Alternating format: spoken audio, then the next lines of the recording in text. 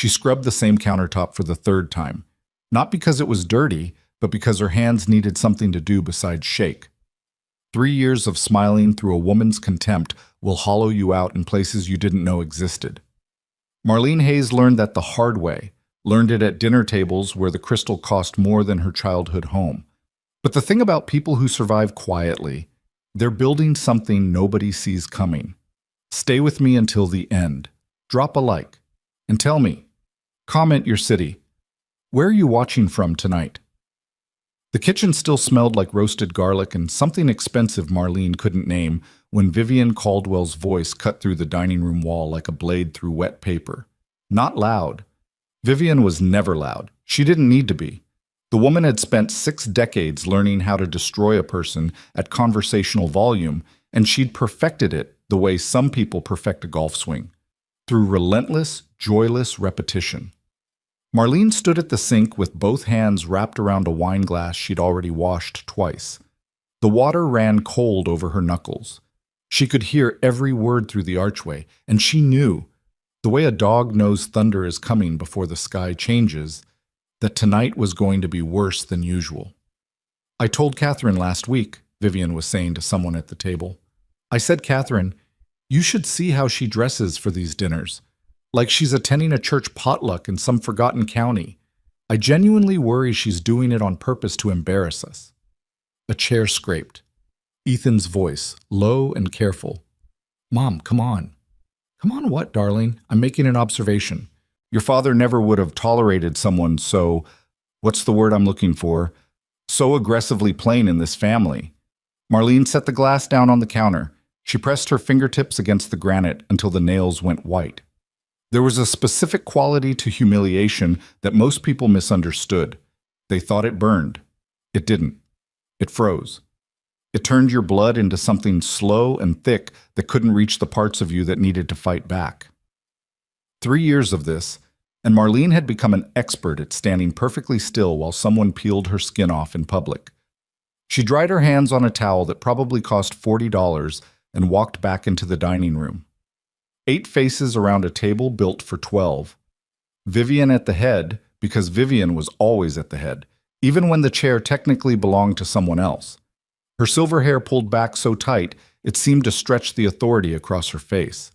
Diamond earrings catching the chandelier light like small, expensive threats. Ethan sat 2 seats down, his jaw working the way it always worked when he wanted to speak, but couldn't find the version of words that would satisfy everyone in the room simultaneously. Marlene took her chair. She smiled. She always smiled.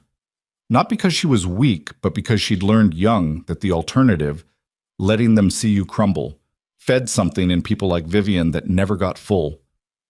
The lamb was wonderful, Vivian, Marlene said. Her voice came out steady, steadier than she felt.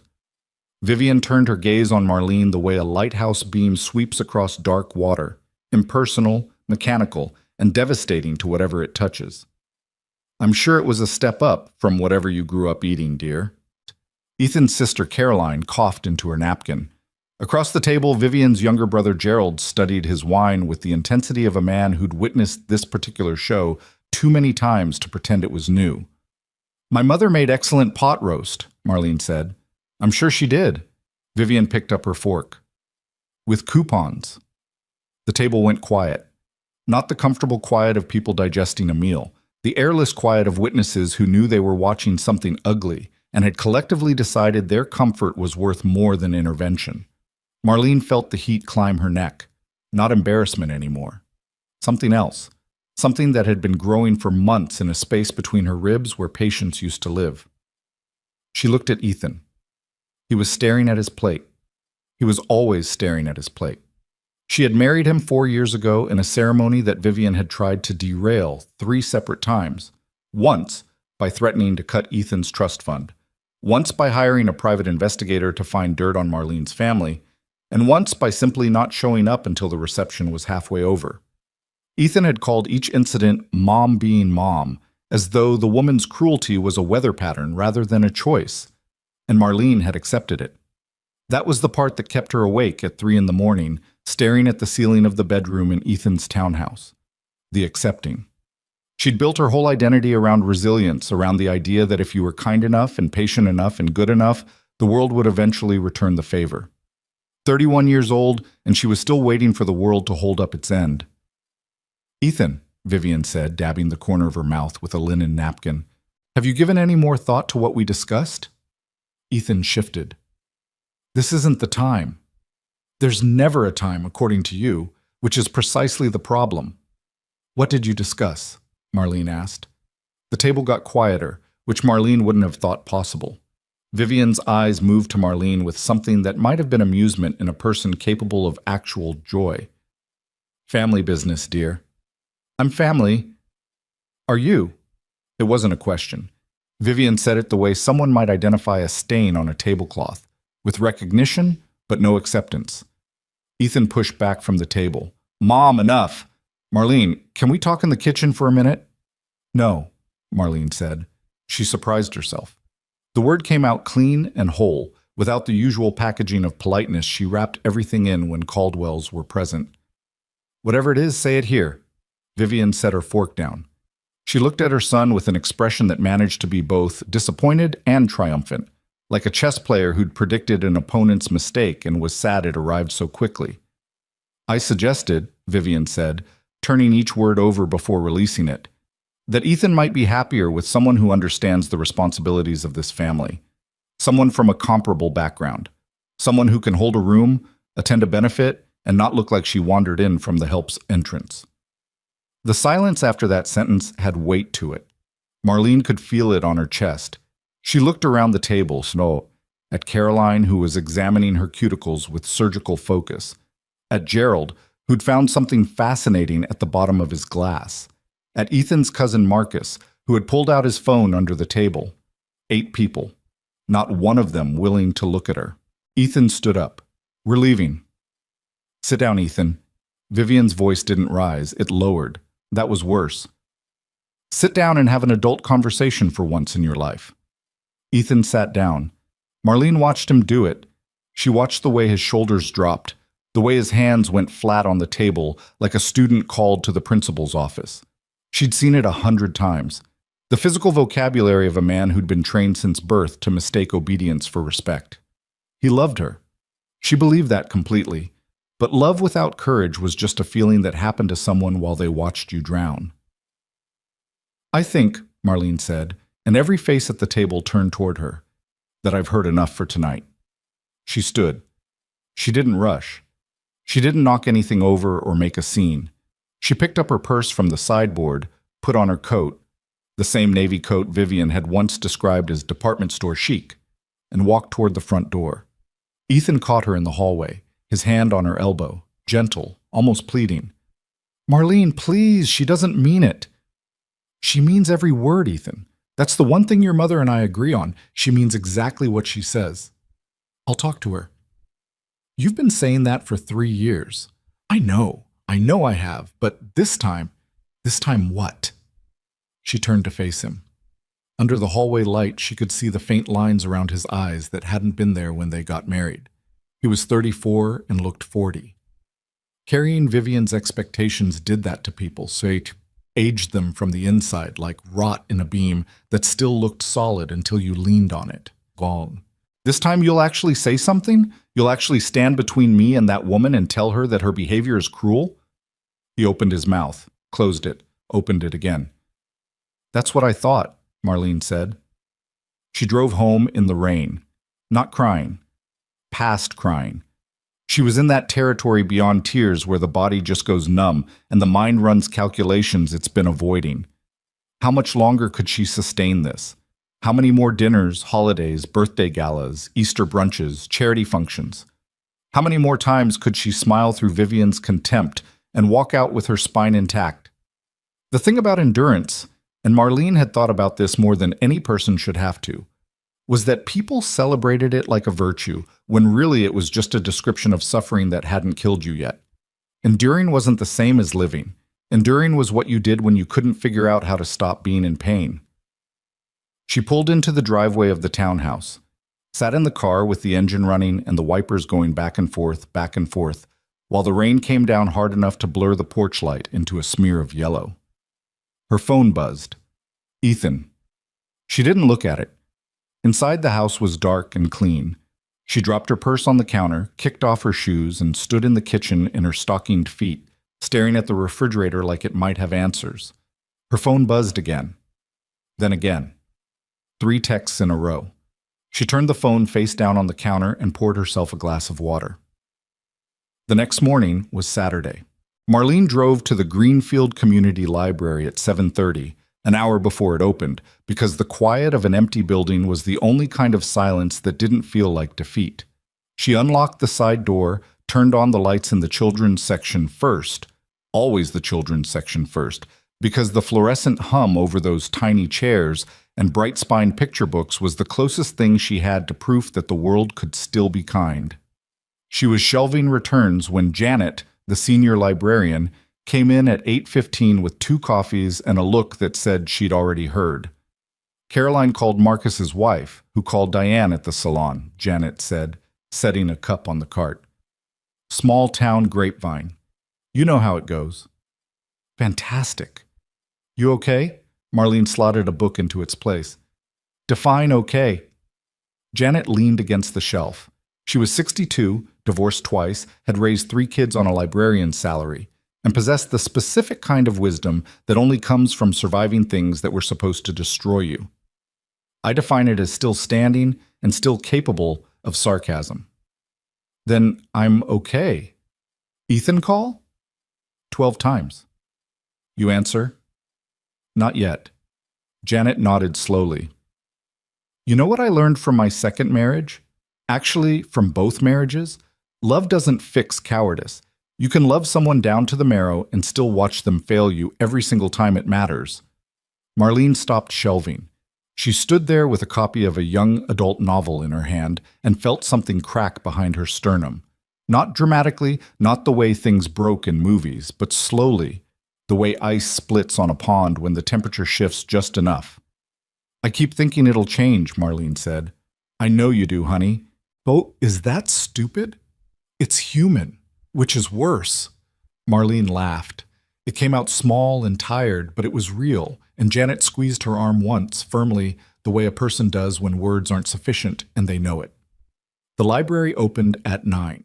Saturdays were always busy. Story time at 10, homework help at noon, a steady stream of retirees and young mothers and teenagers who came for the Wi-Fi and stayed for the air conditioning. Marlene moved through it all with the practiced efficiency of someone who'd been doing this job for 7 years and still found meaning in every interaction. She helped a 12-year-old find a book about space. She talked a nervous father through the process of getting his first library card. She fixed the printer twice and unjammed the copy machine once and cleaned up a juice spill in the children's corner without being asked. Nobody at the library knew she was married to a Caldwell. She'd kept her maiden name, and Ethan's world, the charity boards, the country club, the business dinners, existed in a different orbit entirely. Here, she was just Marlene, the librarian who remembered every regular's name and what they were reading last. There was a version of her that lived only in this building, competent, valued, sufficient. The version that existed in the Caldwell dining room was something else entirely. Smaller, quieter, a woman whose edges had been sanded down by 3 years of being told she didn't belong. She was locking up at 6 when Ethan's car appeared in the parking lot. He got out. He was wearing the charcoal coat she'd bought him for their second anniversary. His hair was damp from the rain that had been coming and going all day, and he stood by his car with his hands in his pockets like a teenager who'd shown up to apologize but hadn't rehearsed the words. You didn't answer your phone, he said. I was working. Marlene. I was working, Ethan. He crossed the parking lot. Up close, she could see the dark circles under his eyes and the way his jaw kept tightening and releasing, like a valve trying to manage pressure that had no outlet. I'm sorry about last night. What she said was out of line. Out of line, Marlene repeated it like she was tasting something bitter. Your mother told an entire table of people that you should leave me for someone richer, and you're calling it out of line, like she used the wrong fork. That's not fair. What's not fair is sitting at that table and watching you fold every single time she opens her mouth. What's not fair is spending 3 years proving myself to a woman who decided I was garbage the day she met me, and the one person who's supposed to have my back just sits there studying his lamb. Ethan ran a hand through his hair. The rain was picking up again, dotting his shoulders, beating on the car behind him. I know I've let things slide. But she's my mother, Marlene. She's difficult, but she's cruel. Say it. Say it. He looked at her. She saw the war in his face, the desperate desire to protect both the women in his life simultaneously, which meant protecting neither of them, which meant failing the one who needed it while shielding the one who didn't deserve it. She can be cruel, he said finally. Each word came out like it cost him something. Can be? She told me I looked like the help, Ethan.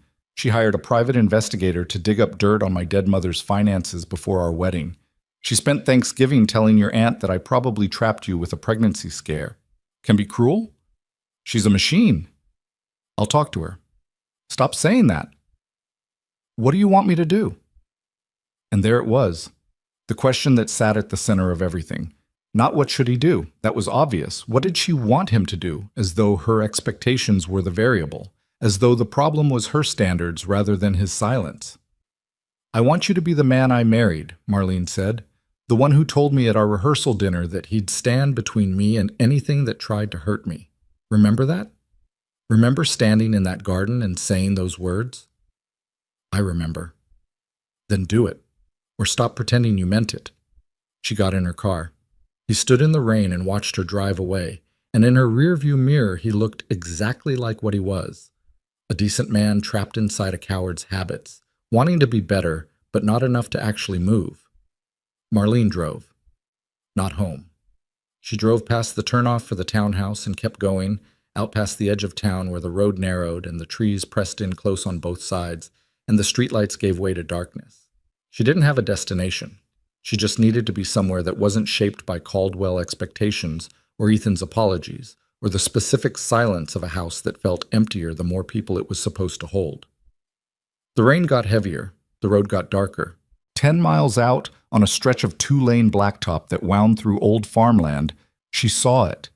A silver sedan pulled over on the shoulder with its hazards blinking weak and orange through the downpour. The hood was up. A figure stood beside it, hunched against the rain, one hand raised as her headlights swept across him. Every instinct she'd been taught said, keep driving. Dark road, unknown man, nobody around for miles. But something else. Something older than instinct, something wired into the part of her that had spent 7 years helping strangers find what they were looking for, made her slow down. She pulled over, rolled down the window. The rain blew in immediately, cold and sharp on her face. You need help? She called out. The man approached. He was older, 70s maybe, though he stood straight and moved with a deliberateness that suggested he'd once been formidable. Silver hair plastered to his skull, expensive coat soaked through, shoes that didn't belong on a country road. Engine cut out about 20 minutes ago, he said. His voice was calm. Not panicked, not aggressive. The voice of a man accustomed to problems and equally accustomed to them being solved. I've been trying to get a signal, but there's nothing out here. There won't be. Dead zone for about 4 miles in either direction. Get in, I'll drive you to the gas station up on Route 9. He hesitated. People with expensive coats always hesitated when offered something free, like they suspected the cost was just hidden. I'm not going to rob you, Marlene said. I'm a librarian. Something shifted in his face, not quite a smile, but the architecture of one. He walked around and got into the passenger seat, bringing the smell of rain and leather and something faintly metallic, motor oil maybe, from trying to look under the hood himself. Leonard, he said, extending a hand. Marlene. She shook it. His grip was firm, warmer than she expected for a man who'd been standing in a storm for 20 minutes. She pulled back onto the road. The wipers fought the rain. Neither of them spoke for a minute, which Marlene appreciated. She'd had enough words for one day, and something about this man's silence felt different from the silences she was used to. It wasn't the silence of avoidance. It was the silence of someone who understood that not every moment needed to be filled. Long way from anywhere, Leonard said eventually. I was driving to think. Dangerous habit in weather like this. Safer than the alternative. He looked at her. She kept her eyes on the road, but she felt the look. Measuring, not intrusive. The gaze of a man who'd spent his life evaluating people and had gotten very good at it. You seem like you've had a rough night, he said. I've had a rough 3 years. That's a long time to be rough. Yes, it is. They drove in silence for another 2 miles. The rain eased slightly. Marlene could feel the tension in her shoulders beginning to loosen. Not because anything had been resolved, but because there was something profoundly restful about being in a car with a stranger who didn't know her, didn't know Ethan, had never heard of the Caldwells, and therefore required nothing from her except the basic human act of driving someone to safety. What do you do, Leonard? I'm retired. Mostly. Mostly retired means not retired. It means I'm old enough to quit but too stubborn to stop. What were you doing out here? Visiting property I own a few miles back. Haven't been out in years. Should have checked the car before I drove it. She glanced at him. The coat was cashmere, she realized now. The shoes, despite the mud, were hand-stitched. His watch. She couldn't see the brand in the dark, but it caught the dashboard light in a way that suggested it cost more than her annual salary. You own property out here? A few parcels. My late wife loved the countryside. I bought them decades ago to make her happy. Never could bring myself to sell them after she passed. I'm sorry about your wife. Thank you. It's been 12 years now. The grief changes shape, but it never leaves the room. Marlene said nothing. She understood that sentence the way you understand a language you didn't know you spoke, instinctively, in the bones. The gas station appeared up ahead, a bright square of fluorescence against the dark. Marlene pulled in. Leonard looked at her as though he was trying to solve a problem he hadn't expected to encounter. I appreciate this, he said. More than you know. Most people would have driven right past. Most people have somewhere to be. And you didn't? Not tonight. He studied her for another moment. You're a kind person, Marlene. I've been alive long enough to know that's rarer than people pretend. Kindness isn't rare. People just stopped rewarding it. Something moved across his face. Recognition, maybe? Or surprise. Or the look a person gets when they hear something they've been thinking for a long time said out loud by a stranger. Can I at least buy you a coffee? There's a diner across the road. Marlene looked at the clock. 9:45. She thought about the empty townhouse. Ethan's inevitable apology texts. The silence of rooms that didn't feel like home anymore. Sure, she said. I could use a coffee. They sat in a booth at the diner, the kind of place that hadn't changed its menu or its decor since the 70s, with cracked vinyl seats and a counter where a waitress named Bev poured coffee without asking if you wanted it. Leonard ordered black. Marlene added cream and 2 sugars and didn't care if that told him anything about her. You said you're a librarian, Leonard said. 7 years at Greenfield Community. You enjoy it? I love it. It's the only place I feel like myself. He tilted his head. That's a very specific thing to say. It's a very specific feeling. What about the rest of your life? You don't feel like yourself there. Marlene wrapped her hands around the coffee cup. The warmth seeped into her palms. She didn't owe this man anything. Not her story, not her pain, not the truth about the slow erosion happening in her marriage. But there was something about Leonard that invited honesty. Maybe it was his age. Maybe it was the directness of his eyes, which were sharp and dark, and held the particular steadiness of someone who'd heard worse than whatever she could tell him. I married into a family that doesn't think I belong, she said, and the person who's supposed to convince them otherwise can't seem to find the words. Leonard nodded. He didn't rush to sympathize or offer advice. He just sat with the information the way a person sits with a heavy coat, acknowledging the weight without complaining about it. How long have you been carrying that? He asked. 3 years. Since the engagement, actually. His mother made her position clear from the beginning. And your husband? He loves me. I believe that. But love without action is just a word people say so they don't have to do anything difficult. Leonard looked at her. Something flickered behind his expression, deeper than sympathy, closer to recognition, like her words had unlocked a door he hadn't intended to open. I lost someone a long time ago, he said quietly. Someone I should have fought harder to keep. A wife? Before her. Someone from before my life became what it became. The way he said it carried more weight than the words themselves. Marlene didn't press. She understood that some stories have rooms you don't enter until you're invited. I looked for her, Leonard continued, for years, but the world is very good at swallowing people whole, and by the time I had the resources to search properly, the trail had gone cold. I'm sorry. Don't be. Regret's a better teacher than success. It doesn't let you forget the lesson. They talked for another hour. About books. Leonard read voraciously, mostly history and biography, and was surprised and pleased that Marlene could match him title for title. About the town, which Marlene knew in the intimate way that only librarians and mail carriers know a place. About nothing consequential and everything that mattered, in that way two strangers sometimes manage when neither has anything to prove. At 11, Marlene drove Leonard back to his car. A tow truck he'd finally managed to call from the diner was already there, loading the silver sedan onto its flatbed. Thank you, Marlene. Leonard stood in the gravel beside her car. The rain had stopped. The sky was clearing in patches, showing stars.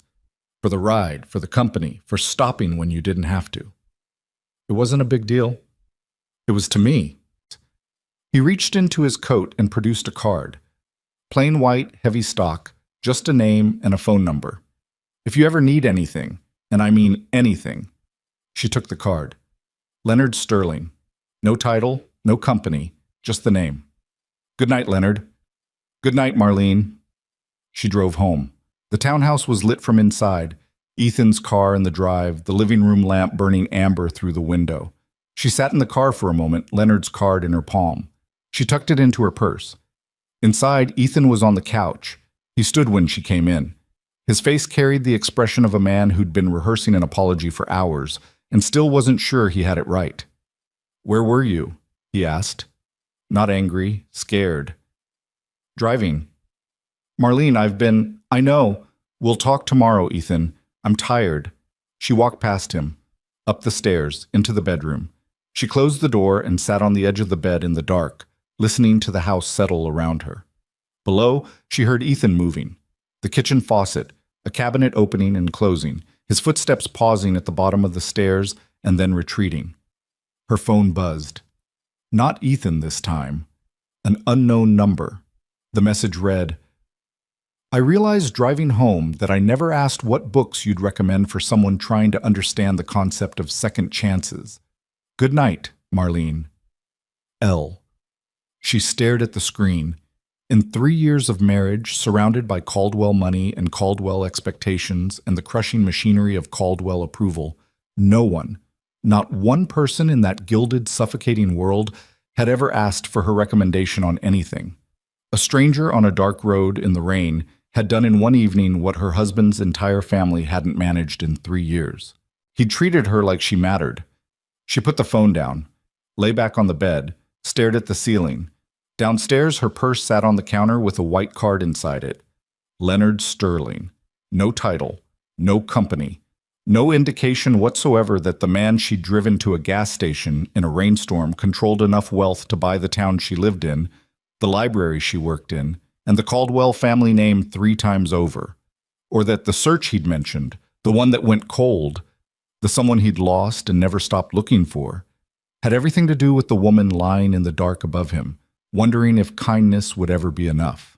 Orchestrated cinematic screenplay with dialogue-heavy narrative and philosophical subtext. Orchestrated cinematic screenplay with dialogue-heavy narrative and philosophical subtext. She didn't sleep. Not really. The kind of half-consciousness where your body shuts down, but your mind keeps running laps around the same track.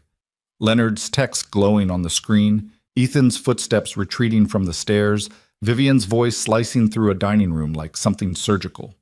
Marlene lay in the dark and listened to the house breathe and thought about what it meant that a stranger's single question had made her feel more seen than 3 years of marriage to a man who claimed to love her. At 6 in the morning, she got up, showered, dressed in jeans and a sweater that Vivian would have called weekend tragic, and went downstairs. Ethan was already at the kitchen table. He hadn't slept either. She could tell by the bruised look around his eyes and the way his coffee sat untouched in front of him, steam long gone. He was still wearing yesterday's shirt.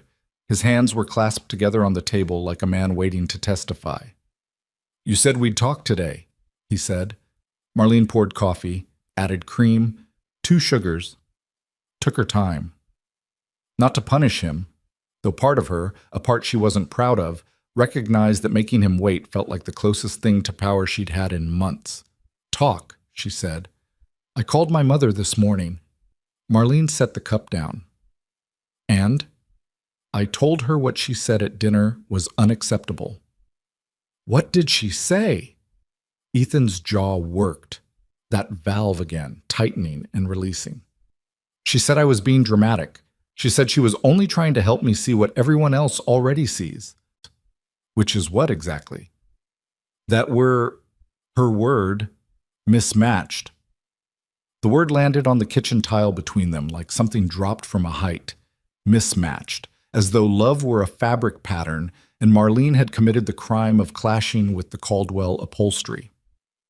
"And what did you say to that?" Marlene asked. Her voice was steady. She'd had years of practice keeping it steady. "I said she was wrong." "Did you say it like you meant it, or did you say it like you were asking permission?" Ethan looked at her. She saw the flash of hurt cross his face and felt nothing about it, which scared her more than the hurt itself. There had been a time when causing Ethan pain, even accidentally, even with truth, would have sent her scrambling to soften the blow. That instinct was dying. She could feel it dying the way you feel a tooth go numb before it falls out. Slowly, and then all at once. "I meant it, Marlene." "Then why are you sitting here looking like a man who just lost a fight?"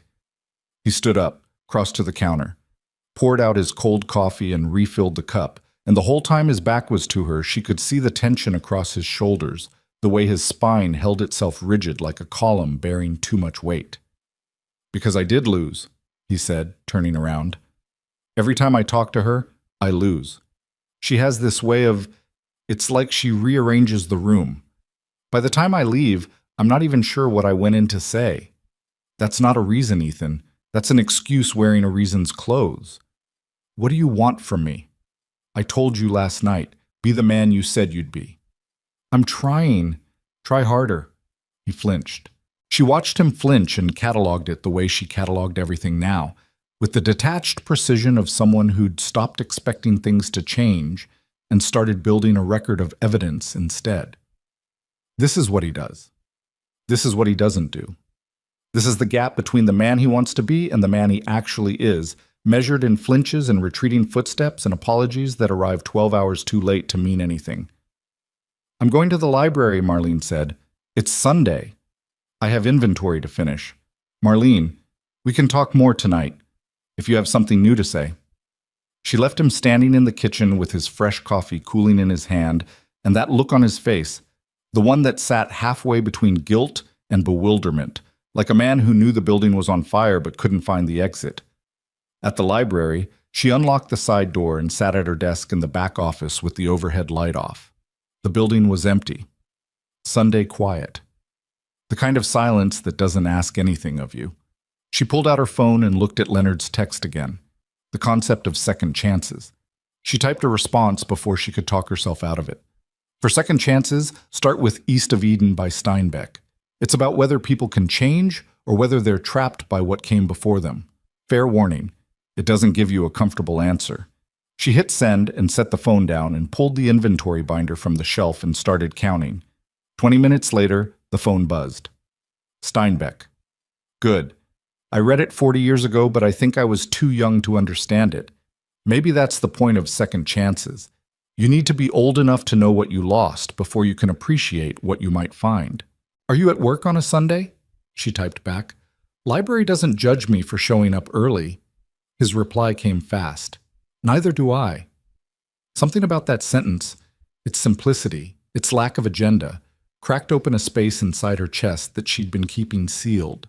She sat in her desk chair in the dark office and pressed a hand to her sternum and breathed. Over the next 2 weeks, the texts became a routine. Not constant. Leonard wasn't the type to flood a conversation. He wrote the way he spoke, with precision and weight, and every message felt like it had been considered before it was sent. He asked her about books. She recommended them. He read them, actually read them, which she knew because his follow-up questions were specific and engaged in ways that people who merely skimmed could never fake. He asked about her work. She told him about the summer reading program she was designing for at-risk kids in the county. He asked about the budget. She laughed and told him there was no budget. He didn't offer money.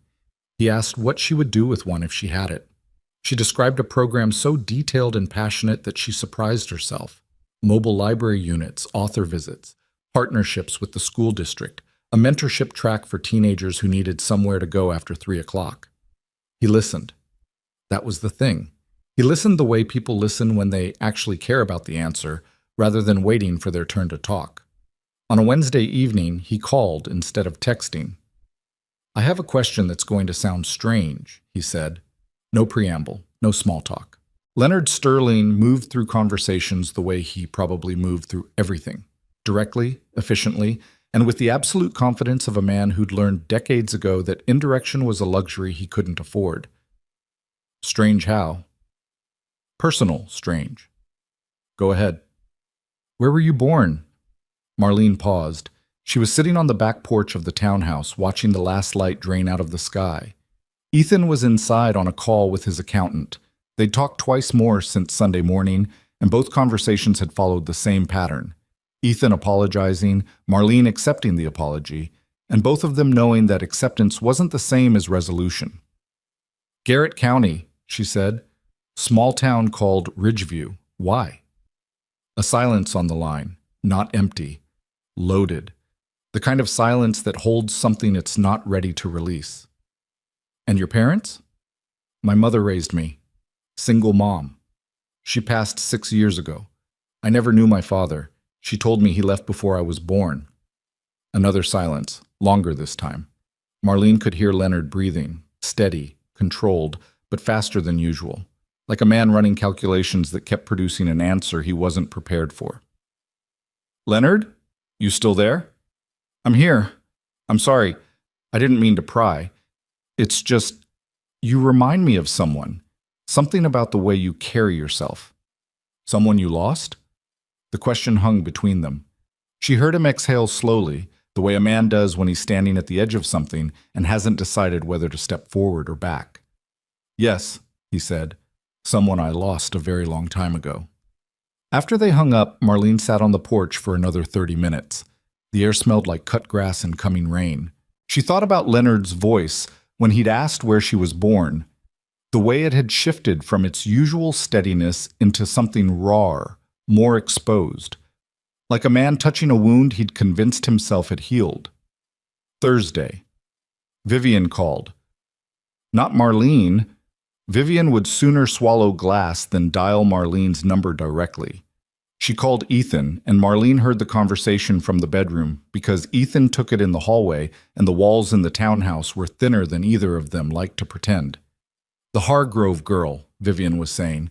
Philip Hargrove's daughter. She just finished her MBA at Wharton. Beautiful, well-spoken, and she comes from a family that understands how things work. Mom, stop. I'm not suggesting anything inappropriate, Ethan. I'm suggesting lunch. Is lunch a crime now? I'm married. Yes, we're all aware. The way she said it, we're all aware, carried the specific weight of a verdict that had already been decided.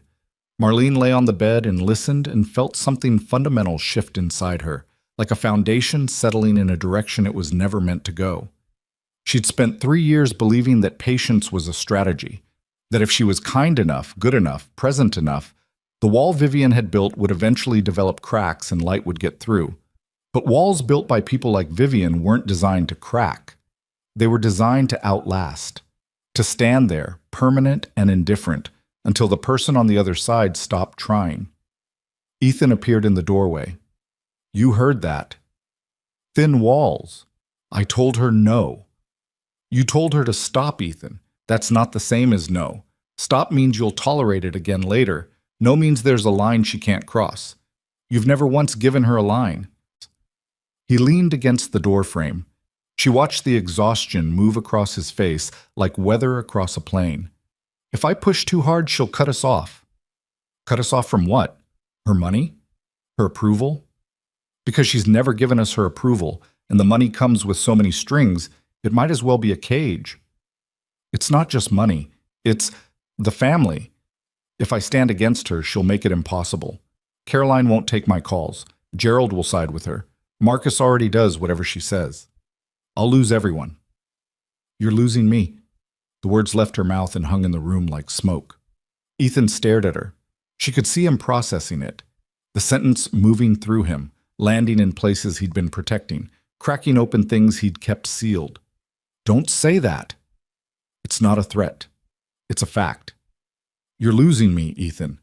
Not because I stopped loving you, because I stopped being able to tell the difference between being loved and being tolerated. He crossed the room, sat on the bed beside her, took her hand in both of his and held it tight, too tight, the grip of a man who could feel something slipping and had no idea how to hold on except through force. I'll fix this, he said. When? Soon. That word doesn't mean anything anymore. Marlene, please give me time. She looked at him, at the face she'd fallen in love with 4 years ago in a bookshop on Maple Street, where he'd been standing in the poetry section looking lost, and she'd helped him find a gift for his mother's birthday. His mother. Even the beginning of their love story had Vivian's fingerprints on it. Your mother's birthday gala is in 3 weeks, Marlene said. I know. I'll go, because I'm your wife, and that's what wives do. But if she humiliates me again, in front of those people, in that room, and you sit there and let it happen, I'm done. Marlene, I'm done, Ethan. Not eventually. Not after another conversation. Done. He stared at her. She saw the moment he understood she wasn't performing, wasn't negotiating, wasn't leaving room for the comfortable ambiguity that had sustained their marriage through 3 years of Vivian's campaign. She was drawing a line, the kind of line that doesn't bend. Okay, he whispered. Okay, what?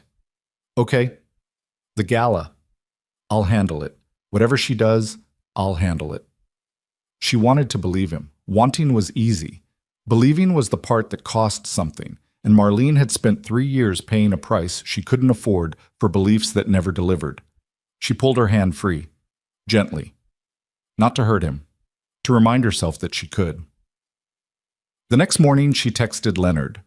What's a book about a woman who has to decide whether to keep fighting for something that might already be dead? His reply came in 20 minutes. That depends. Is she fighting for the thing, or for who she was before she started fighting? Marlene stared at the message. Read it 3 times, set the phone down, picked it up again. Both, she typed. I think she's fighting for both. Then she needs to know which one she can survive losing, because she can't lose both and still be standing. That evening, while Ethan cooked dinner and tried too hard to make conversation about weekend plans and whether they should repaint the guest room, Marlene sat at the kitchen table with Leonard's words running through her mind like water finding the lowest point in a landscape. Which one she can survive losing?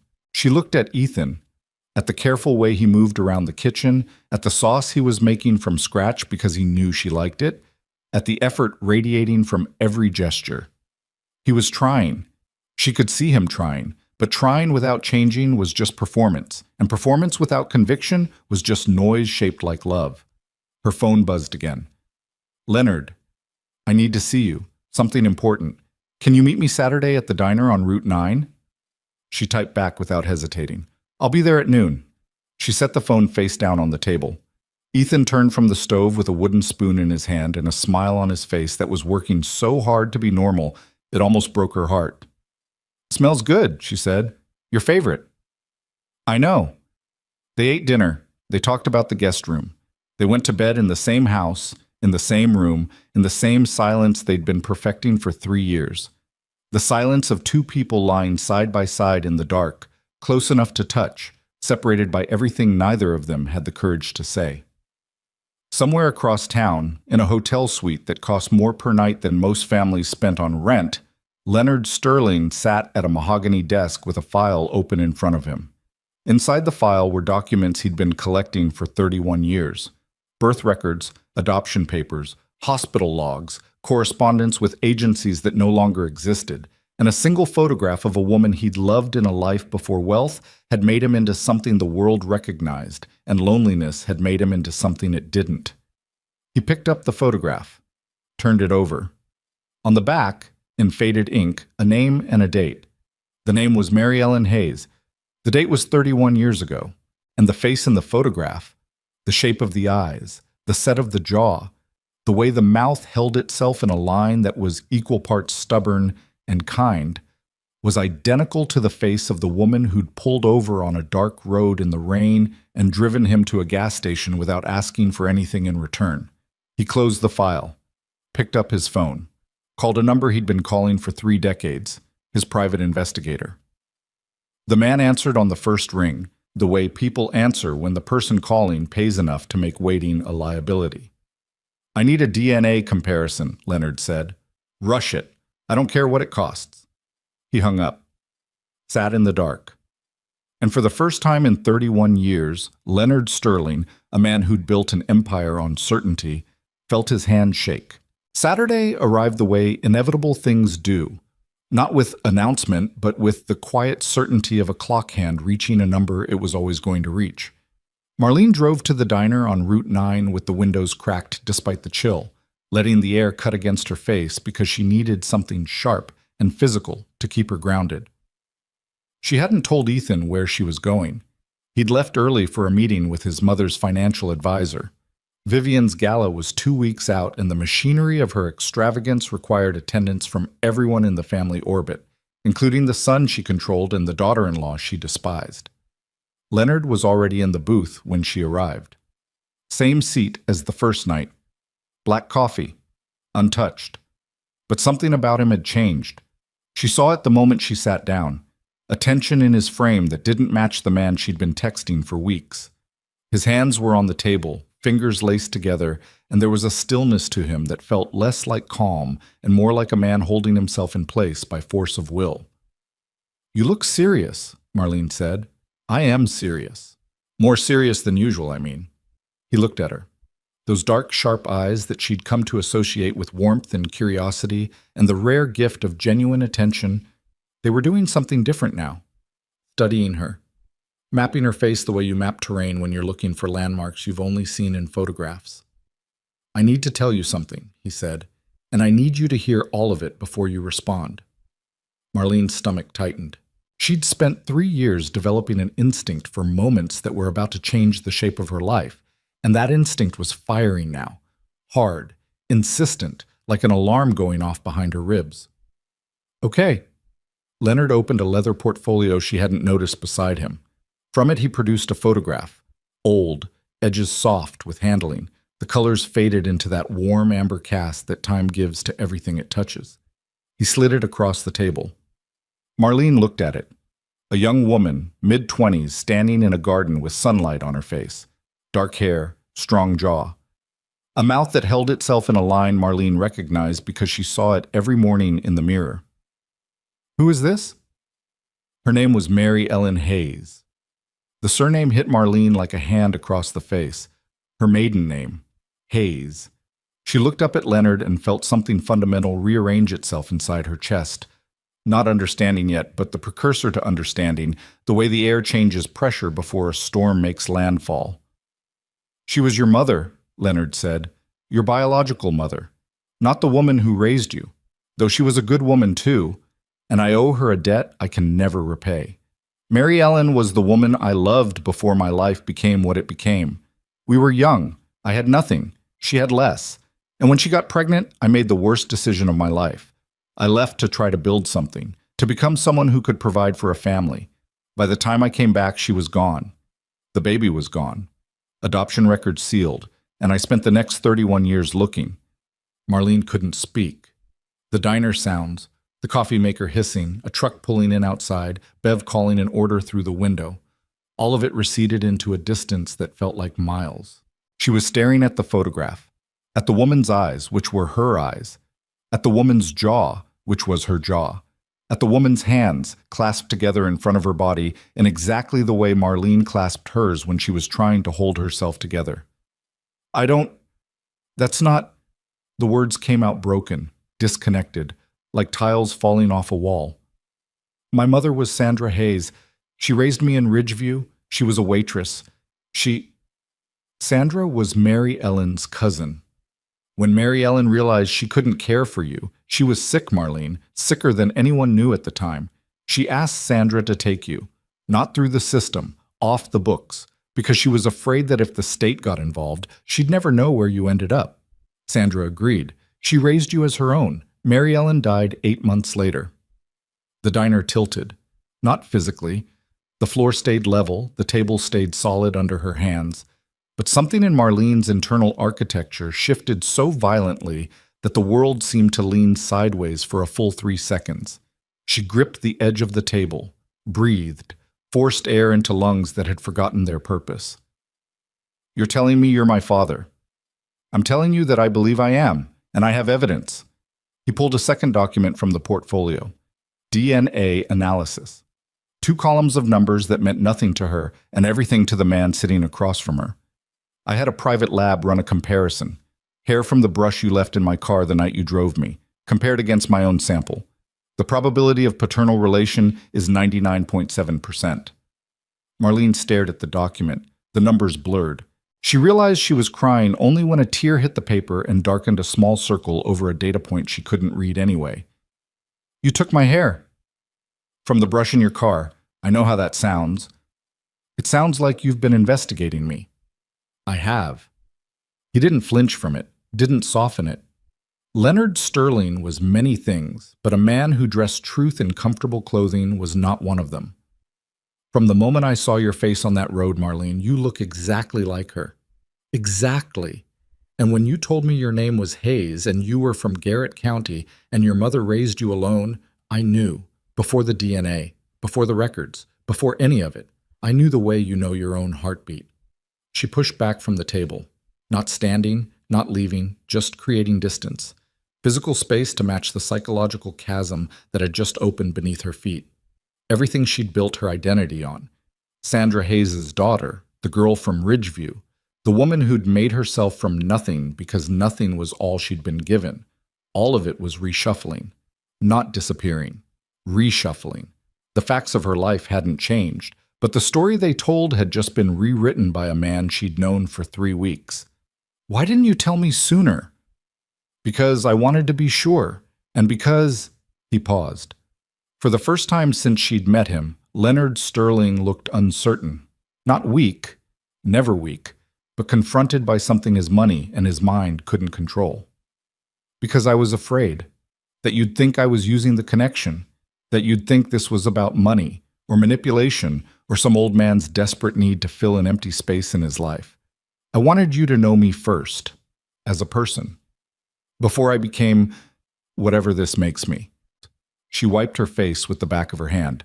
The gesture was raw, graceless, exactly the kind of thing Vivian would have called common. She didn't care. She was sitting in a diner on Route 9, learning that the life she'd understood was built on a foundation she'd never seen, and the fact that her mascara was running was so far down the list of things that mattered, it might as well not exist. "I need time," she said. "Take all of it." "I mean, this changes everything, Leonard. Or nothing. I don't know which yet." "It changes one thing," he said quietly. "You are not alone. Whatever else this means, whatever else you decide, you are not standing in that family's dining room by yourself anymore." Marlene drove home. She didn't remember the route. Her body handled the mechanics, steering, braking, signaling, while her mind ran in circles around a center it couldn't locate. Father. The word kept surfacing and she kept pushing it back down. Not because she rejected it, but because she wasn't ready to hold it yet. Some truths are too heavy to pick up on the first try. You have to circle them, test their weight, figure out which muscles you'll need before you lift. She told no one. Not Ethan, not Janet, not anyone. She carried the knowledge through the next 2 weeks like a stone in her pocket, always present, always heavy, reshaping the way she moved through rooms and conversations without anyone noticing the extra weight. The gala arrived on a Friday night, Vivian's 71st birthday. The Caldwell estate was lit from every window, the kind of theatrical illumination that exists not to see by, but to be seen. 300 guests, catered by people flown in from somewhere expensive. A string quartet in the foyer and ice sculptures in the garden, and enough flowers to fill every room Marlene had ever lived in twice over. She wore a black dress. Simple. Fitted. The kind of dress that didn't try to compete because competing would mean acknowledging that competition existed. Ethan stood beside her in the receiving line with his hand on the small of her back, present, attentive, performing the role of devoted husband with the polished competence of a man who'd been raised to perform. "You look beautiful," he said. "Thank you. You seem different tonight." "Different how?" "I don't know, like you're braced for something." She was. She'd texted Leonard that morning. He knew about the gala. He knew about Vivian. Over the past 2 weeks, their conversations had deepened into something Marlene couldn't easily categorize. Not quite father and daughter, not quite friends, but something forged in the overlap between two people who'd been missing pieces of themselves and had found those pieces reflected in each other. She'd told him about Ethan, about Vivian, about the ultimatum she'd issued. He'd listened the way he always listened, completely, without interruption, without the anxious need to fix things that most people mistook for caring. He hadn't said he was coming tonight. She hadn't asked him to. But something in his last text, "I won't let anyone hurt my daughter," had carried a weight that went beyond words on a screen. The gala was 2 hours old when Vivian struck. Marlene was standing near the bar, talking to Gerald's wife about the library's summer program, when Vivian's voice cut through the ambient noise of 300 people pretending to enjoy themselves. "Everyone, if I could have your attention." The crowd turned. Vivian stood at the center of the ballroom in a gown that probably cost more than Marlene's car, holding a champagne glass with the practiced elegance of a woman who'd been commanding rooms since before most of her guests were born. Her silver hair caught the light. Her smile was flawless. She was beautiful the way a blade is beautiful, precisely shaped, functionally dangerous, and completely indifferent to the damage it was designed to inflict. "I want to thank you all for coming to celebrate with my family tonight. The Caldwell name has meant something in this community for 4 generations, and looking around this room, I'm reminded of why. We are surrounded by people of substance, people of accomplishment, people who understand that legacy is not inherited, it is earned." Her eyes found Marlene, held her. The crowd didn't notice. To them, Vivian was making a general speech, but Marlene knew. She could feel the crosshairs settle on her chest the way prey feels the moment before the shot.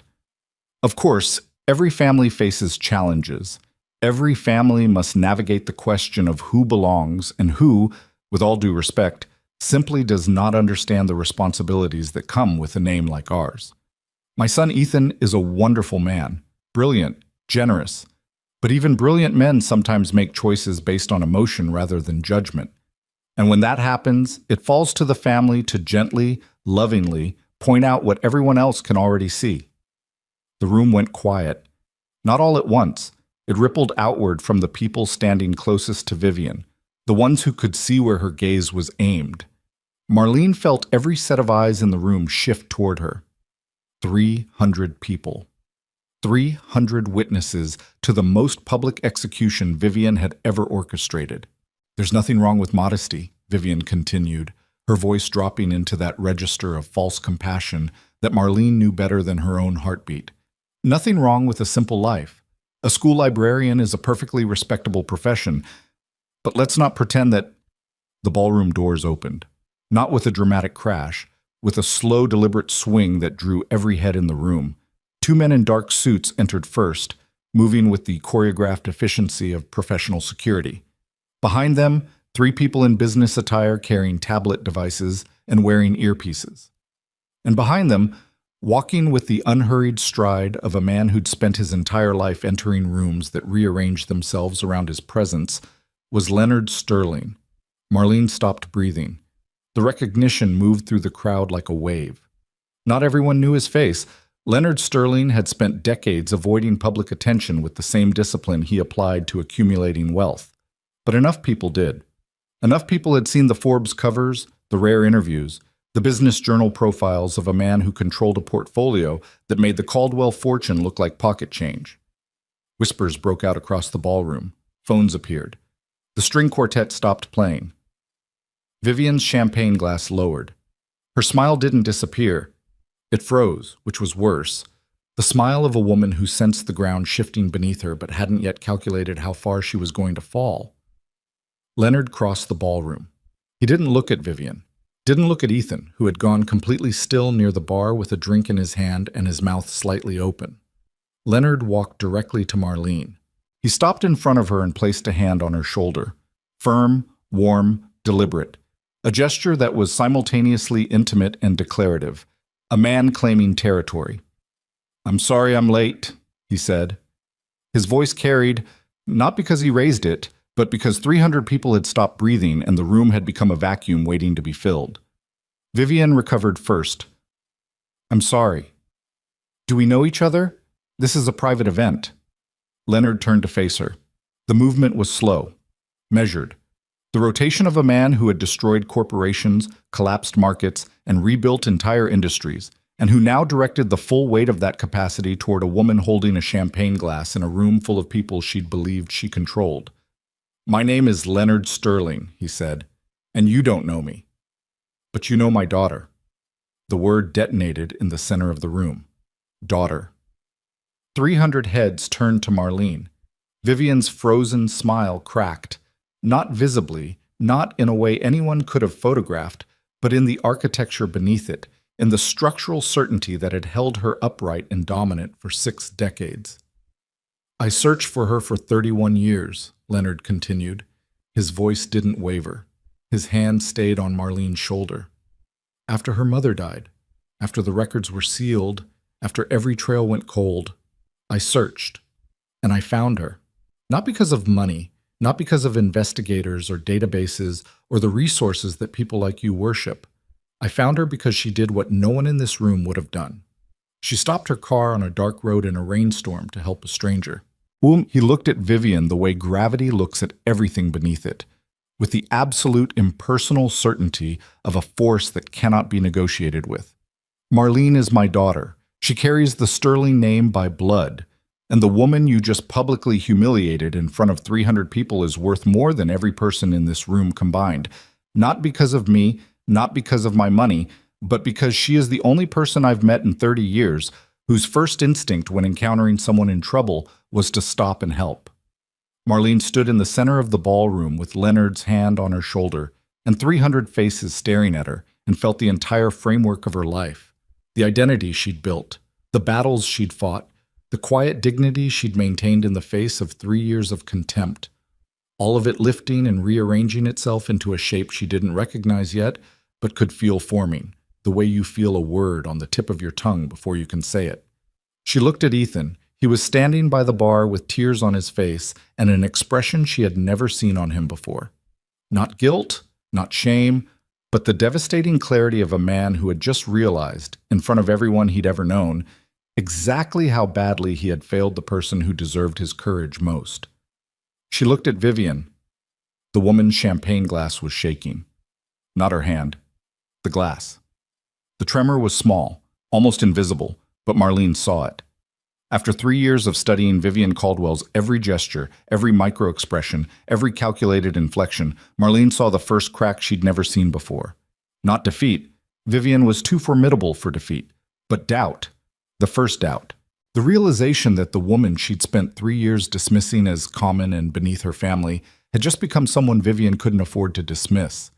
And the rules Vivian had built her entire world on.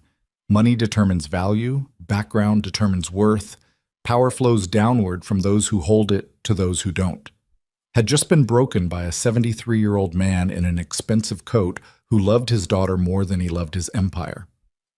Marlene reached up and placed her hand over Leonard's on her shoulder. The room held its breath.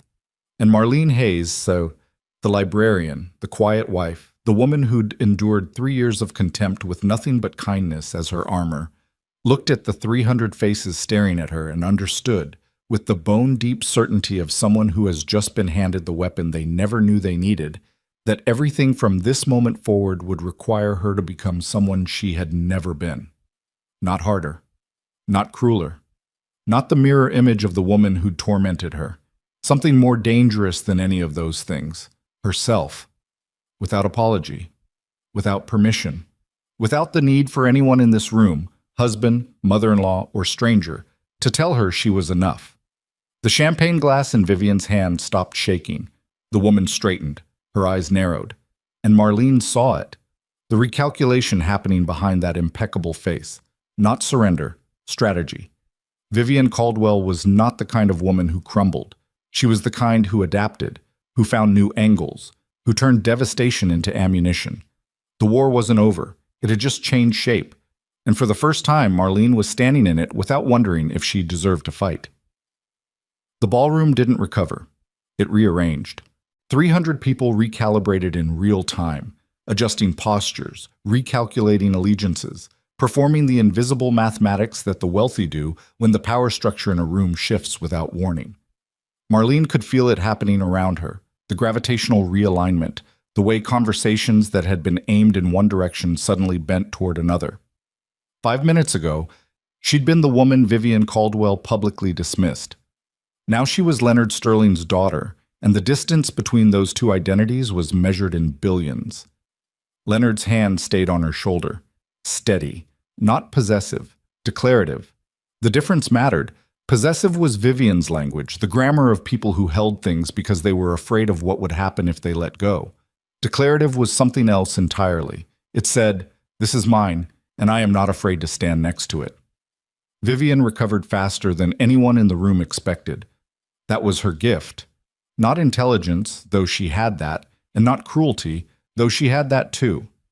Her gift was adaptation, the ability to absorb a blow and reconfigure around it before the bruise had time to form.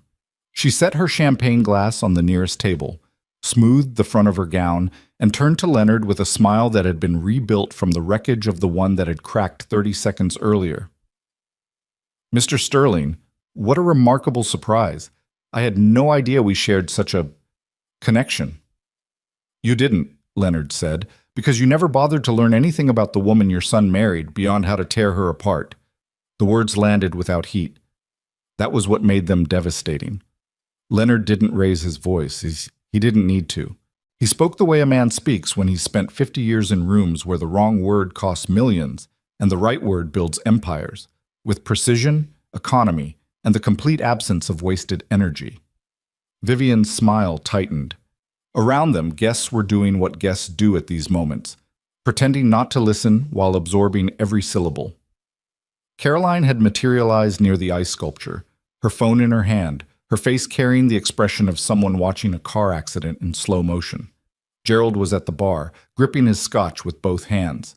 Marcus had disappeared entirely. "Perhaps," Vivian said, and her voice had dropped into that register of controlled warmth that Marlene knew was the most dangerous version of her. "We should continue this conversation somewhere more private." "No," Leonard said. "You humiliated my daughter in front of these people. They can hear what I have to say." The word daughter moved through the crowd again. Marlene watched it land on face after face, shock, recalculation, the rapid adjustment of people who suddenly realized they'd been complicit in something far uglier than they'd allowed themselves to acknowledge. She'd seen these same faces at a dozen Caldwell events, had smiled at them while Vivian carved pieces off her in public, and not one of them, not a single one, had ever intervened. They'd watched the way people watch cruelty when it doesn't cost them anything to ignore it, comfortable, uninvolved, safely positioned on the side of whoever held power. Ethan moved through the crowd toward her. She saw him coming and felt something complicated twist in her chest. Love and anger and exhaustion braided so tightly together she couldn't separate them anymore.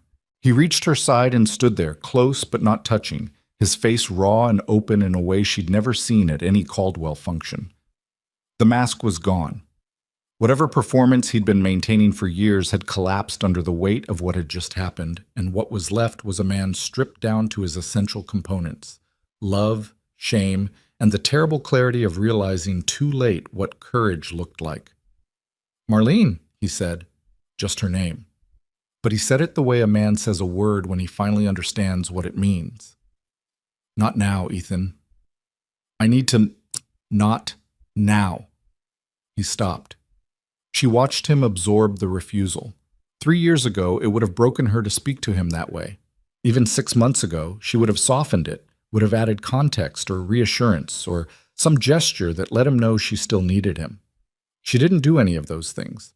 Not because she'd stopped caring, but because she'd arrived at the place beyond caring where clarity lived.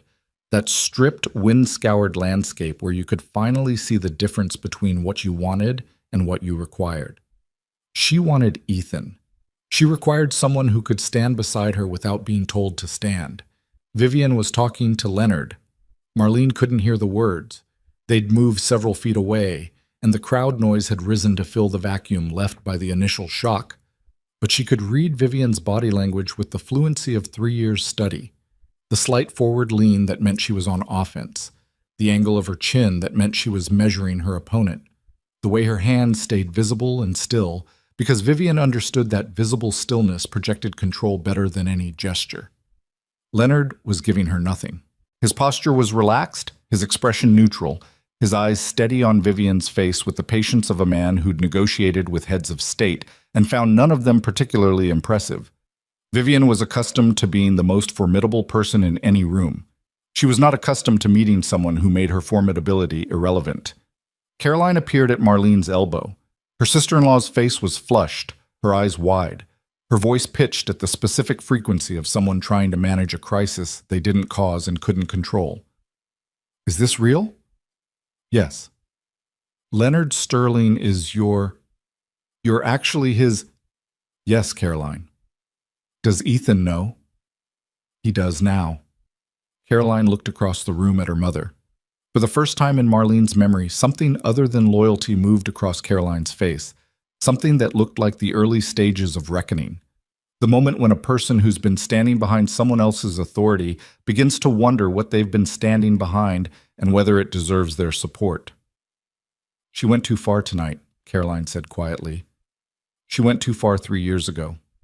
Tonight is just the first time anyone noticed." The gala continued around them because galas are machines designed to keep running regardless of what happens inside them. The string quartet resumed. Waiters circulated with champagne. Conversations restarted in lower registers, weighted now with the currency of gossip that would fuel this social circle for months. Marlene stood in the center of it all and felt the strange, vertiginous sensation of being simultaneously exposed and armored. Every eye in the room was on her, every whisper was about her. And for the first time, the attention wasn't corrosive, it was clarifying. She could see herself reflected in 300 gazes, and the woman she saw standing there was not the diminished, apologetic version that Vivian had been constructing for 3 years. She was something else, something that had been there all along, buried under compliance and patience and the exhausting daily work of trying to earn a place she'd always deserved. Leonard returned to her side. His face gave away nothing, but his eyes, when they met hers, carried something she recognized. The look of a man who had just finished a negotiation and was satisfied with the terms but not celebratory. Leonard Sterling didn't celebrate victories. He filed them and moved on. "We should go," he said. "What did she say?" "Nothing worth repeating. She tried to reframe the situation. I declined." "Declined how?" "I told her that the woman she's spent 3 years humiliating is the sole heir to an estate worth more than the Caldwell holdings multiplied by 40, and that if she wished to continue having a relationship with her son's wife, and by extension, with the Sterling family's resources and influence, she would need to begin by publicly apologizing. Tonight." Marlene felt her pulse in her throat. Sole heir. The words sat in her mind like objects she could see but hadn't yet picked up. She'd known, intellectually, abstractly, that Leonard's wealth was significant, but hearing it quantified against the Caldwell fortune, the fortune that had been used as a weapon against her for 3 years, produced a sensation she wasn't prepared for. Not triumph, something more complicated. The disorienting recognition that the ground you'd been fighting to hold was never actually the ground that mattered. "I didn't ask you to do that," she said. "I know. I don't want her to apologize because she's afraid of your money, Leonard. That's not an apology. That's compliance." He looked at her. She saw something move through his expression, surprise maybe, or recognition, or the particular pride of a father encountering the version of his values reflected in a child he'd only just found. "You sound like your mother," he said. Which one? Both. They left the gala through a side door. The night air hit Marlene's face like cold water, sharp and clarifying. Behind them, the Caldwell estate glowed like a stage set, beautiful, expensive, and fundamentally artificial. She stood in the gravel drive and breathed and felt the sweat cooling along her spine where the dress pressed against her skin. Ethan appeared in the doorway. He'd followed them, of course. She'd known he would. He stood silhouetted against the light from inside, and his posture reminded her of the night in the library parking lot. A man who wanted to close a distance he'd created but didn't know how to move. Marlene, please. She turned. Leonard stepped back, not away, but to the side, giving her room while remaining present. The geometry of it was deliberate. He wasn't retreating. He was creating space for whatever was about to happen while making it clear that the space was protected. Say what you need to say, Ethan. He came down the steps. Up close, she could see the damage the evening had inflicted. The redness around his eyes, the way his collar was loosened like he'd been pulling at it, the specific pallor of a man whose entire understanding of his life had been dismantled in the span of 5 minutes. I failed you. Yes. Not tonight, I know it wasn't just tonight. I've been failing you since the beginning, every dinner, every comment she made, every time I sat there and let her. His voice cracked, not theatrically, the genuine fracture of a man hitting a load-bearing wall inside himself. I let her do it because I was afraid, because I've been afraid of her my entire life, and I turned that into something I told myself was loyalty. But it wasn't loyalty. It was cowardice. And you paid for it. Marlene looked at him. She felt the pull, the deep gravitational pull of the man she'd married, standing in front of her stripped of every defense, every excuse, every comfortable fiction he'd maintained. This was the Ethan she'd fallen in love with in the bookshop, raw, honest, capable of seeing himself clearly even when the clarity was devastating. But seeing clearly and acting differently were not the same thing. She'd learned that the hard way. Clarity without follow-through was just another form of performance. What are you going to do about it? She asked. Whatever you need, whatever it takes. That's not specific enough. I'll talk to her. Tomorrow. I'll set a boundary, a real one. And if she doesn't respect it, we'll walk away. From the family, from the money, from all of it. You don't know how to walk away from your mother, Ethan. You've never done it. Not once. Then I'll learn. And if you can't? The question hung between them. She watched it work on him. Watched the war play out across his face, the desperate desire to promise something he wasn't sure he could deliver versus the integrity to admit he might not be capable. This was the pivot point. Not the gala, not Leonard's entrance, not the revelation of her parentage. This. The moment when Ethan Caldwell stood at the edge of everything he'd been and everything he might become and had to decide which direction to step. The thing about people who've been conditioned since birth to serve someone else's authority is that breaking free doesn't happen in one dramatic gesture. It happens in the accumulation of small, agonizing choices, each one a tiny act of treason against the person who built the cage. Ethan's cage was gilded and comfortable and had his mother's name on every bar, and the key wasn't courage alone. The key was the willingness to accept that using it would cost him everything familiar. If I can't, Ethan said slowly, then you should leave me, and I won't fight it. She stared at him. He held her gaze. She saw no flinch, no retreat, no escape hatch hiding behind the words. He meant it. For the first time in 3 years, Ethan Caldwell had said something about their marriage that carried the full weight of consequence, and he hadn't tried to cushion it or qualify it or leave himself a way back. Okay, she said. Okay? I heard you. Now prove it. He reached for her hand. She let him take it. Not as surrender, as a test. The last test. His fingers closed around hers and she felt the tremor in his grip, the physical evidence of a man holding something he knew he didn't deserve but was prepared finally to fight for. Behind them, the door to the estate opened. Light spilled across the gravel. Vivian stood in the doorway. She'd changed. Not her clothes, not her hair. Something beneath the surface had shifted. The imperious carriage was still there, the lifted chin, the architectural posture of a woman who'd spent her life standing above everyone in every room. But her eyes were different, harder and softer simultaneously, the way metal looks after it's been heated to the point of malleability.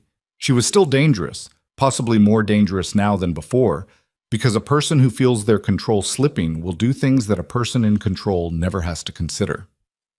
"Ethan," Vivian said, "come inside." Ethan didn't move. Marlene felt his hand tighten around hers, not the reflexive clench of a man grabbing for safety, the deliberate compression of someone planting himself in a position and deciding not to be moved. She looked at his face. His jaw was set. His eyes were fixed on his mother. And in the space between his body and hers, in the 3 inches of October air that separated his shoulder from Marlene's, something was being built that hadn't existed before. Not a wall. A line. The kind of line that says, "This is where you stop." "No, Mom." 1 word, 2 letters. The smallest possible rebellion and the most enormous thing Ethan Caldwell had ever said to his mother. Vivian's face didn't change. That was the terrifying part. She absorbed the refusal the way water absorbs a stone, closing over it, adjusting, leaving no visible mark while the impact sank to depths no one could see. "I see," she said. And then, looking past Ethan to Marlene, with an expression that combined wounded dignity and cold calculation in proportions that only Vivian Caldwell could achieve. "I hope you understand what you've started." "I didn't start anything," Marlene said. "You did. 3 years ago." Vivian held her gaze. Seconds passed. Marlene didn't look away. She felt the weight of 3 years pressing against the back of her eyes. Every insult, every dismissal, every dinner where she'd sat quietly absorbing damage while the man beside her studied his plate. All of it compressed into this moment, this locked gaze. This silent contest between 2 women who had finally arrived at the place where pretense was useless and the only currency left was will. Vivian turned and went inside. The door closed behind her. The estate went dark room by room. The gala was over. The guests would leave through the front, pouring into their expensive cars with their expensive gossip, carrying the story of tonight into a world that would reshape it with each retelling until the truth was buried under layers of interpretation and social convenience. Marlene stood in the dark with Ethan's hand in hers, and Leonard Sterling standing 6 feet behind them, a man who'd spent 31 years searching for his daughter and had found her standing in the exact place where she was needed most, between the person she loved and the force that was trying to destroy her. "What happens now?" Ethan asked. His voice was quiet, stripped of performance. Marlene looked at the dark house. Somewhere inside, Vivian Caldwell was recalculating, planning. The woman had never lost a fight in her life, and she wasn't going to accept this as a first without retaliation. Whatever came next, and something was coming, Marlene could feel it the way she'd always felt Vivian's attacks, in the tightening of air before the blow, would be more dangerous than anything that had come before. Because now Vivian wasn't fighting to control her family. She was fighting to survive the loss of that control. And a person fighting for survival doesn't follow rules. "Now," Marlene said, "we find out who we actually are." The night swallowed the estate behind them. Ahead, the drive stretched into darkness, and somewhere at the end of it was a road. And at the end of the road was a life that neither of them had lived yet. One that would require Marlene to hold the kindness that defined her in one hand, and the ferocity she'd just discovered in the other, and somehow keep both without letting either destroy the balance. She didn't know if she could do it. She was about to find out. 3 days after the gala, Vivian Caldwell did something she had never done in 71 years of living. She called Marlene directly. The phone rang at 7 in the morning. Marlene was at the kitchen table with coffee and a stack of grant applications for the library's summer program. Leonard had quietly connected her with a foundation that funded literacy initiatives, and the paperwork was dense and real and exactly the kind of problem she knew how to solve. She looked at the screen. Vivian Caldwell. The name sat there glowing like a small, contained emergency. She answered. "Marlene." Vivian's voice was different, not warm. Vivian would never be warm the way sunlight is warm or the way a hand on your shoulder is warm. But the blade had been sheathed. The cutting edge that had defined every interaction for 3 years was absent, replaced by something Marlene had never heard from this woman before. Effort. The audible sound of someone working against their own nature to produce words that didn't come naturally. Vivian, I would like to speak with you. In person. Today, if possible. Marlene set her coffee down. She could hear Ethan in the shower upstairs, the pipes groaning in the walls the way they always did. 3 days since the gala. 3 days since Ethan had said no to his mother in the gravel drive and meant it. 3 days of a silence from the Caldwell estate that felt less like peace and more like the held breath before a second wave. Where? Marlene asked. My home, 11 o'clock. I'll be there. She hung up and sat with the phone in her hand and thought about what it meant that Vivian had called her instead of routing through Ethan. For 3 years, Marlene had been a problem Vivian addressed indirectly. Through comments aimed at the table rather than the person, through suggestions funneled through her son, through the elaborate architecture of contempt that allowed her to destroy someone without ever technically speaking to them. A direct call was new. A direct call meant Vivian had been forced to acknowledge that Marlene existed as a person rather than a problem. Ethan came downstairs with wet hair and the cautious energy of a man who'd been walking carefully around his own life for 3 days, testing each step before committing his weight to it. Since the gala, something had shifted between them. Not repaired. Shifted. The way a broken bone shifts before it can be set. Painful, necessary, and impossible to rush. Who was on the phone? Your mother. His jaw tightened. The old reflex. But she watched him override it, watched the conscious effort move across his face as he chose not to default to the pattern that had governed him for 34 years. What did she want? To talk. I'm going over at 11. I'll come with you. No. He looked at her. She saw the flash of protest form and dissolve before it reached his mouth.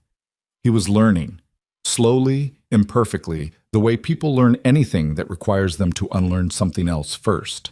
3 days wasn't long enough to rebuild a man's relationship with his own courage, but it was long enough to see whether the foundation was there. And it was. She could see it. Fragile, untested, but present. Okay, he said. But if you need me, I know where to find you. She drove to the Caldwell estate at 10:45. The house looked different in daylight. Smaller somehow, stripped of the theatrical lighting that made it feel like a monument. It was just a house. Large, well-maintained, expensive, but just a house. The power it held was borrowed from the woman inside it, and that power, Marlene understood now, had always been more fragile than it appeared. Vivian's authority was like a building constructed entirely on reputation, impressive from the outside, load-bearing only as long as nobody tested the walls. The housekeeper led her to the sunroom. Vivian was seated in a chair by the window, dressed simply. No jewelry except her wedding ring, no gown, no armor. The absence of ornamentation was itself a statement. Vivian Caldwell did nothing by accident, and showing up unadorned to a meeting with the woman she'd spent 3 years attacking was either vulnerability or strategy, possibly both. With Vivian, the two were never as far apart as they seemed. Sit down, Marlene. Marlene sat. The sunroom smelled like cut flowers and furniture polish. Morning light came through the windows at an angle that made everything look clean and slightly unreal, like a photograph of a room rather than the room itself. I owe you an apology, Vivian said. The words came out measured, deliberate, each one placed like a stone in a wall being built by someone who'd never done masonry. Marlene could hear the effort behind them, the grinding resistance of a woman whose entire identity was constructed around never admitting fault, forcing herself to do the one thing her nature made nearly impossible. For what specifically? Marlene asked. Not to be cruel. Because specificity mattered. A general apology was just a door you could close without entering the room. Vivian's eyes narrowed slightly. Then she exhaled. A long, slow release that carried more weight than any words she'd spoken in the previous 3 years. For the way I've treated you since the day my son brought you home. For the things I said at dinner tables when I knew you could hear them and when I thought you couldn't. For the investigator I hired before your wedding. For every comment about your clothes, your career, your family. For the Hargrove girl. for the gala. She paused. Her hands were folded in her lap, and Marlene noticed they were still. Not the practiced stillness of performance, but the stillness of someone concentrating very hard on not falling apart. For making you feel that you were not enough. When the truth I refuse to see, is that you were always more than enough. You were better than this family deserved. Marlene sat with that.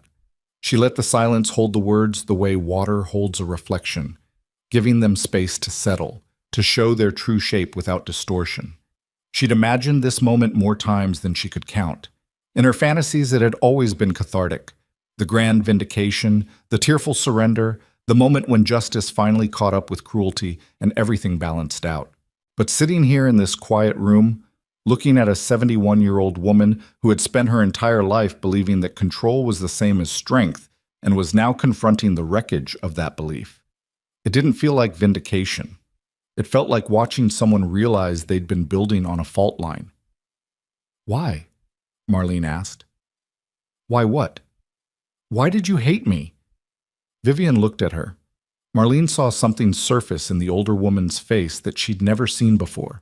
Not anger, not contempt, not the armored superiority that had defined every interaction. Something unguarded. The face beneath the face. It lasted only a moment, but in that moment Marlene glimpsed the architecture of a woman who'd been performing strength for so long she'd forgotten what it was protecting. "Because you were everything I wasn't," Vivian said. "Kind without agenda. Generous without keeping score. My son looked at you the way no one has ever looked at me. Not because I'm not worth it, but because I spent my life making sure no one could get close enough to try. You terrified me, Marlene. Not because you were inadequate, because you were proof that the things I valued, money, status, control, weren't the things that mattered, and if that was true, then I'd wasted my life." The honesty of it sat in the room like a third person, raw, uncomfortable, and too large for the furniture. Marlene understood something then that she hadn't expected to understand. Cruelty of the kind Vivian practiced, sustained, systematic, aimed at the softest parts of the people closest to you, was never really about the target. It was about the void inside the person swinging the blade. You don't spend 3 years trying to destroy someone's sense of worth, unless your own is already demolished. Vivian hadn't been attacking Marlene. She'd been attacking the mirror Marlene held up simply by existing.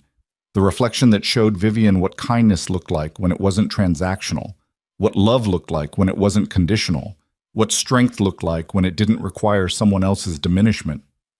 "I don't forgive you because you're sorry," Marlene said. "I forgive you because carrying the alternative is more weight than I'm willing to keep." Vivian blinked. Once, twice. Her eyes were bright but not wet. She was not a woman who cried easily, and even in this, even in the most honest moment of her life, the discipline held. But the brightness was there, proof that something behind the walls was responding, even if the walls themselves refused to come all the way down. "You're a remarkable woman, Marlene.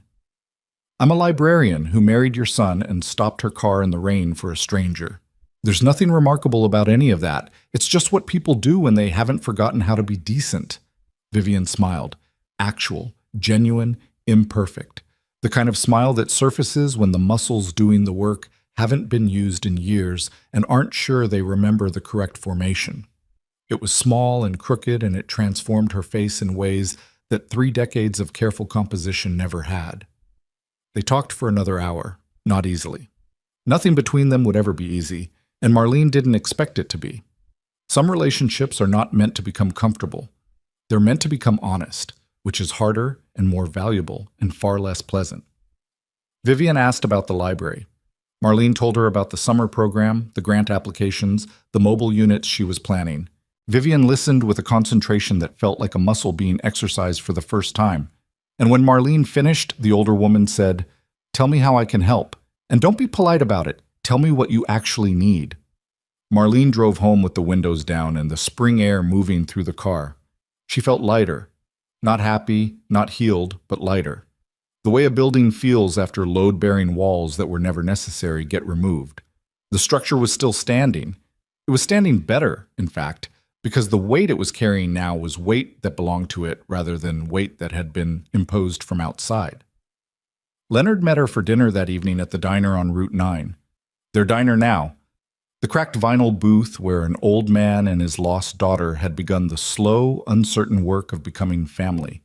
He was reading when she arrived, Steinbeck, because of course it was Steinbeck, the book she'd recommended on their first real exchange, and the fact that he was rereading it told her everything about who Leonard Sterling was beneath the wealth and the empire and the decades of solitary purpose. He was a man who took recommendations seriously, who revisited things, who believed that understanding deepened with repetition and that the best books, like the best people, revealed more of themselves each time you returned. "How did it go?" he asked. She apologized. "Did you believe her?" "I believe that she meant it today. Whether she means it tomorrow is something I'll deal with tomorrow." Leonard looked at her with an expression that had become familiar over the past weeks, pride layered with something more tender, more fragile. The look of a man who'd spent 31 years searching for the one thing his money couldn't buy and had found it in a woman who valued a library card over a balance sheet. "You handled it better than I would have," he said. "You would have bought her house and turned it into a public library." "Don't think I didn't consider it." She laughed. It came out full and warm, and it filled the booth the way laughter is supposed to fill a space, by making it bigger. "I want you to know something," Leonard said. He set the book down and folded his hands on the table. "I didn't come back into your life to fix it.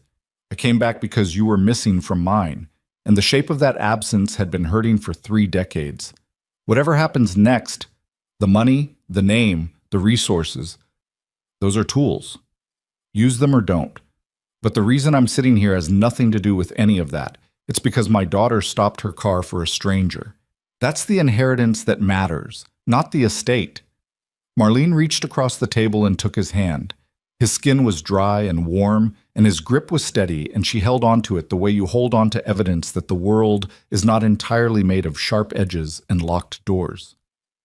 That night she sat on the back porch of the townhouse with Ethan. The air smelled like the neighbor's honeysuckle and fresh-cut grass, and the particular sweetness of a late spring evening when the day's heat is fading but the warmth remains.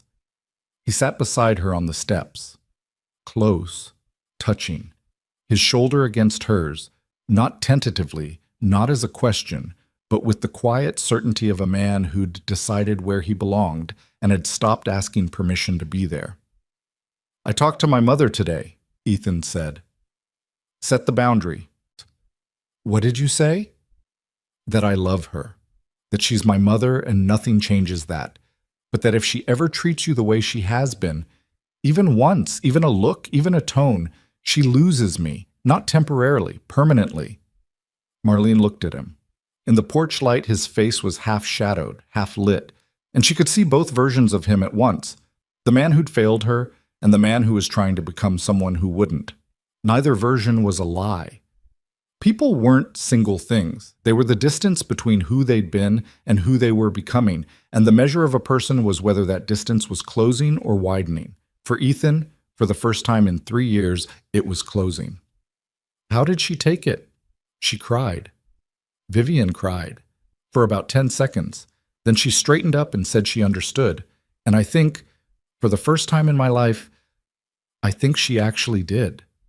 Marlene leaned into him. He put his arm around her. They sat like that for a long time, watching the last light drain out of the sky and the first stars appear in the spaces between. She thought about the woman she'd been 3 years ago. The woman who'd smiled through contempt because she didn't know what else to do. The woman who'd confused endurance with strength, who'd believed that if she was patient enough and kind enough, the people hurting her would eventually stop. That woman wasn't gone. She was still in there, and the kindness that defined her was still the most valuable thing she possessed. But she'd been joined by something else. Something forged in the space between being told you're not enough and discovering that you always were. Not hardness, not cruelty turned outward instead of inward, just clarity. The ability to see herself without needing someone else's approval to confirm what she saw. The thing about being broken open by people who underestimate you is that it forces you to find out what you're made of at a depth you never would have reached on your own. Nobody digs that deep voluntarily. Nobody dismantles their own foundations just to see what's underneath. It takes someone like Vivian. someone who strips you down to nothing because they think nothing is all you are, to push you into the territory where you discover that the nothing they see is actually everything that matters. Marlene had learned something in the past 3 years that no amount of comfort could have taught her. She'd learned that dignity doesn't come from being treated with dignity. It comes from maintaining your own regardless of how you're treated. She'd learned that the people who hurt you the most are usually the people who are most afraid of what you represent. And she'd learned that forgiveness is not a gift you give to the person who wronged you. It's a weight you set down so your hands are free to build something better. The library opened its mobile unit program 4 months later. 3 retrofitted vans carrying books into every underserved corner of the county, staffed by volunteers Marlene had recruited from the community and funded by a grant that Leonard's foundation supported but did not control. The distinction mattered to her. She didn't want his empire's name on the vans. She wanted the library's name, because the library was hers. It had been hers before she knew who her father was, before the Caldwell name entered her life, before any of the external markers that the world used to assign value had attached themselves to her story. The library was proof that she'd been building something valuable all along, with nothing but competence and care, and she refused to let anyone, including Leonard, retroactively explain that value through the lens of his wealth. Leonard understood. He'd spent 31 years learning the difference between what money can do and what it can't, and the thing it could never do, the thing no amount of zeros on a balance sheet could purchase, was the kind of worth that comes from being a person who stops their car in the rain. That couldn't be bought, only built. And his daughter had been building it her whole life without knowing she'd inherited the blueprint from a mother she'd never met and a father she'd found by accident on a road that led nowhere. Marlene stood in the parking lot on opening day and watched the first van pull out. Ethan stood beside her. Leonard stood behind them. Vivian, who had written a personal check for the volunteer training program and delivered it to the library in person, without fanfare, without an audience, without any of the theatrical generosity she'd practiced for decades, was somewhere inside helping Janet organize the back office with a competence that surprised everyone except Marlene, who had come to understand that Vivian Caldwell's real tragedy had never been a lack of capability. It had been the misdirection of it. All that intelligence, all that force of will, all that relentless energy, spent for years on the project of controlling everyone around her, when it could have been spent on something that actually mattered. The van turned the corner and disappeared. Marlene watched it go. She felt the spring sun on her face and Ethan's hand in hers, and the solid, quiet presence of a father she was still learning to know standing close enough to touch. None of them were fixed. None of them were finished. Ethan was still learning how to be brave. Vivian was still learning how to be kind. Leonard was still learning how to be a father. And Marlene was still learning how to hold all of it, the anger she'd earned and the forgiveness she'd chosen, and the identity that kept expanding every time she thought she'd found its edges. But they were all, in their own way, trying. And the trying, the daily unglamorous commitment to becoming slightly better than you were yesterday, was the only thing that had ever mattered.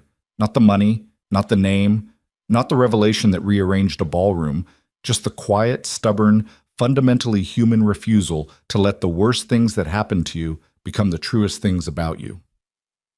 Marlene Hayes, librarian, daughter, wife, a woman who stopped her car in the rain. And that was enough. It had always been enough. The rest of the world just needed time to catch up.